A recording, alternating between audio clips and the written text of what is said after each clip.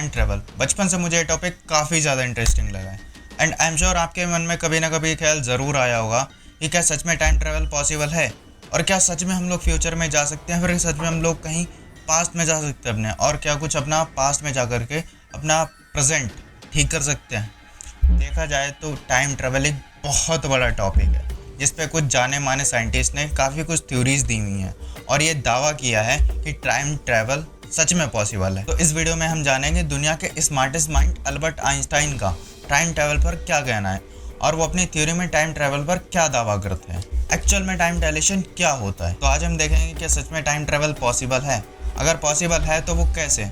तो आज का वीडियो बहुत ज़्यादा इंटरेस्टिंग और नॉलेजेबल होने वाला है, तो वीडियो को बिना स्किप किए लास्ट तक देखना, बहुत मज़ा आने वाला है। और अगर चैनल पर नए हो तो चैनल को सब्सक्राइब कर लेना, वीडियो को लाइक कर लेना। अभी के लिए आगे बढ़ते हैं। टाइम ट्रैवल पॉसिबल है या नहीं, यह बताना उतना ही ज़्यादा कन्फ्यूजिंग है जैसे न्यूटन ज़्यादा स्मार्ट है या फिर आइंस्टाइन।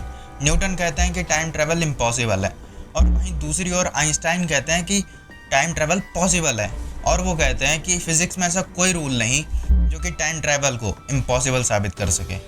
ये कहानी एस्ट्रोनॉट स्कॉट कैली की, जो ऑलमोस्ट 1 साल के लिए इंटरनेशनल स्पेस स्टेशन पर रहे, और उनका एक जुड़वा भाई भी है मार्क कैली। जुड़वा होने की वजह से दोनों के सेम ही है।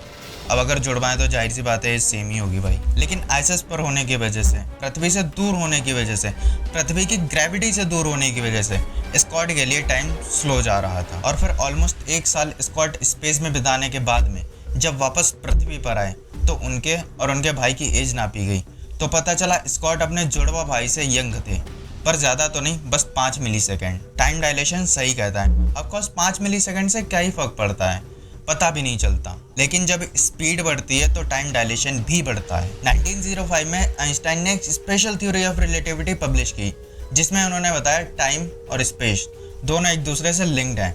जब हम बहुत ज़्यादा स्पीड से ट्रैवल करते हैं तो टाइम हमारे लिए धीरे धीरे गुजरता है, और ऐसा होता है स्पेस टाइम की वजह से। स्पेस टाइम हमारे यूनिवर्स का एक मैदान है। अगर मैं आपको एग्जांपल के थ्रू समझाऊं, अगर एक लड़का जा रहा है 60 किलोमीटर पर आवर की स्पीड से अपनी बाइक से, तो उसको 60 किलोमीटर ट्रैवल करने के लिए 1 आवर लगेगा। वहीं दूसरी ओर एक लड़का जा रहा है 30 किलोमीटर पर आवर की स्पीड से, तो उसको 60 किलोमीटर ट्रैवल करने के लिए 2 आवर्स का टाइम लगेगा। तो देखा जाए पहले वाले लड़के के लिए टाइम स्लो चल रहा था जस्ट बिकॉज ऑफ स्पीड। जैसे ही वजन का स्पेस टाइम पर इन्फ्लुएंस होता है, वैसे ही एक और चीज़ का होता है, और वो है स्पीड। तो चलो अब लाइट की स्पीड से ट्रैवल करके देखते हैं और देखते हैं कि क्या आउटपुट निकल करके आता है। मान लीजिए एक 15 साल का लड़का एक स्पेसशिप पर बैठता है, और ये स्पेसशिप लाइट के 99.5% स्पीड से ट्रैवल कर सकती है। ये लड़का लाइट के 99.5% की स्पीड से 2.5 साल स्पेस में ट्रैवल करता है और यू टर्न लेता है और फिर पृथ्वी पर वापस लौट आता है। मतलब अब लड़के की एज 20 ईयर्स हो गई होगी, 2.5 साल जाने में और 2.5 साल वापस आने में। लेकिन उसके सारे क्लासमेट्स 65 ईयर्स के हो चुके होंगे, पृथ्वी पर 50 साल बीत चुके होंगे। पर अफसोस अभी तक ऐसी टेक्नोलॉजी किसी के भी पास में नहीं है, और ना ही तो ऐसी स्पेसशिप किसी के पास में है जो लाइट के 99.5% स्पीड से ट्रैवल कर सके। पर इन फ्यूचर अगर कोई यंत्र इन कंडीशन को फुलफिल करता है तो हाँ, बिल्कुल टाइम ट्रैवल पॉसिबल है। एंड आप लोगों में से ऑलमोस्ट डोरेमोन कार्टून तो सबको पता ही होगा, एंड हमेशा से मेरा तो फेवरेट ही रहा है। अगर आपने डोरेमोन कार्टून देखा है तो आपने उसमें टाइम मशीन भी देखी होगी। और देखा जाए तो टाइम ट्रैवल का सबसे इंटरेस्टिंग तरीका है travelling through a time machine. पर टाइम मशीन थोड़ा ज़्यादा ही साइंस फिक्शन टाइप हो जाएगा। इसे चलाने के लिए हमें स्पेशल टाइप ऑफ एनर्जी चाहिए होती है, जिसे हम नेगेटिव एनर्जी कहते हैं। और नेगेटिव एनर्जी भी एक थ्योरेटिकल कॉन्सेप्ट है जो कि सिर्फ मैथमेटिकली प्रूव्ड है, और टाइम मशीन बनाने का कोई स्पेशल फार्मूला भी नहीं है किसी के पास में।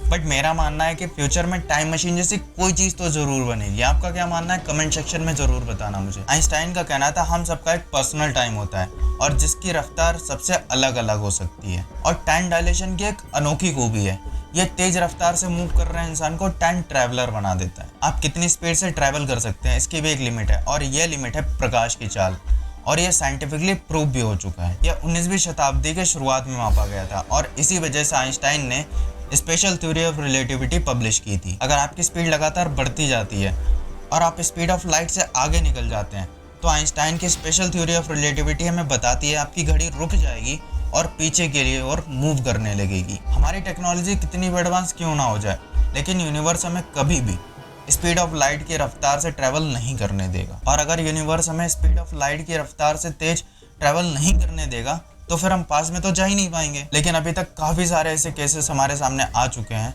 जिनमें साफ साफ दिख रहा है कि वो एक टाइम ट्रैवलर है और वो फ्यूचर से आए हैं। जैसे कि आप ये रेसलिंग की फ़ोटो देखिए, ये मैच हुआ था 1995 में और 2002 तक कैमरे वाले फ़ोन्स का आविष्कार हुआ ही नहीं था। सबसे शॉकिंग बात तो ये है। इट मीन्स फ्यूचर में कुछ ना कुछ ऐसा ज़रूर होने वाला है जो कि हमें टाइम ट्रैवल करा सकता है। और महान वैज्ञानिक स्टीफन हॉकिंग का कहना है कि पास्ट में जाना संभव है और वो तरीका है वर्म होल। इसके बारे में सबसे पहले आइंस्टाइन ने बताया था, इसलिए वर्म होल का दूसरा नाम आइंस्टाइन रोजन ब्रिज है।